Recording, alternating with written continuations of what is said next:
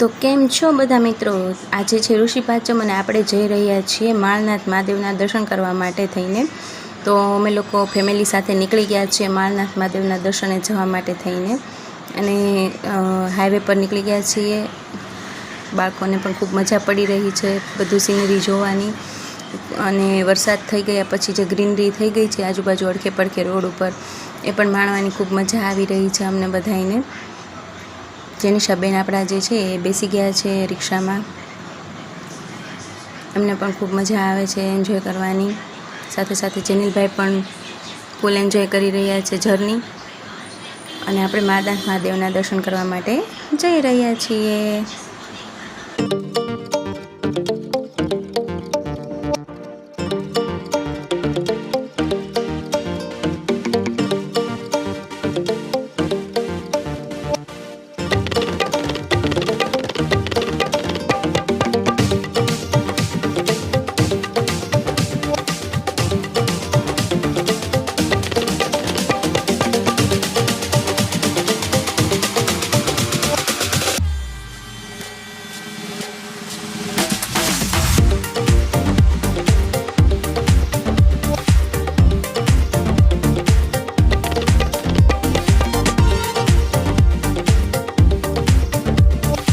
મિત્રો પહોંચી ગયા છીએ આપણે માળનાથ મહાદેવના દર્શન કરવા માટે થઈને મંદિરે. અને હું તો પહેલી વાર આવી છું, તમે ઘણી વખત આવ્યા હશો અને તમે જોયું પણ હશે. અને હું તો ખરેખર પહેલી વાર આવી છું અને મને જોઈને ખૂબ જ આનંદ થાય છે કે ખૂબ સરસ મજાનું રમણીય વાતાવરણ છે. ચારે બાજુથી ઝરણાઓની વહી રહ્યા છે. સરસ મજાનો કુંડ છે જેમાં લોકો નાહવાની મજા માણી રહ્યા છે. અને ખરેખર આહલાદક વાતાવરણ અને ખૂબ જ સરસ મજાની જગ્યા છે. ખૂબ જ માણસોને મજા આવે એ પ્રકારનું એક સરસ મજાનું રમણીય સ્થળ છે આ આપણું મહાદેવનું જે મંદિર છે.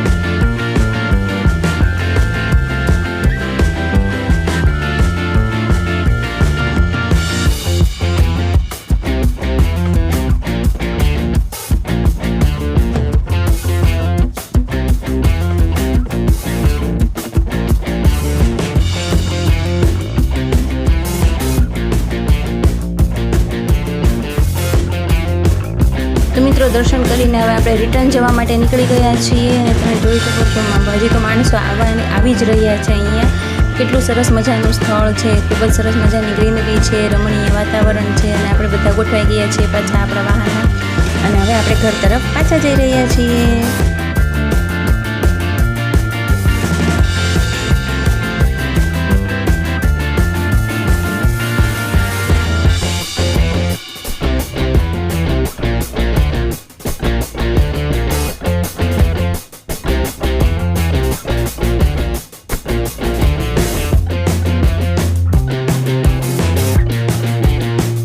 હવે આપણે પહોંચી ગયા છીએ જમવા માટે થઈને, કારણ કે બધાને બહુ ભૂખ લાગી હતી. બપોરના 2:15નો સમય થઈ ગયો છે.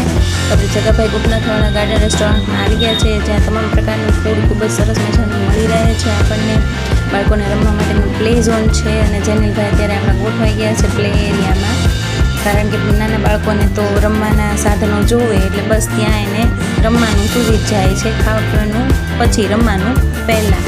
તો જેનિલભાઈ જે છે એ જમવા આવતા નથી અને પરાણે અહીંયા તડકામાં પણ રાઇડ્સની મજા માણી રહ્યા છે.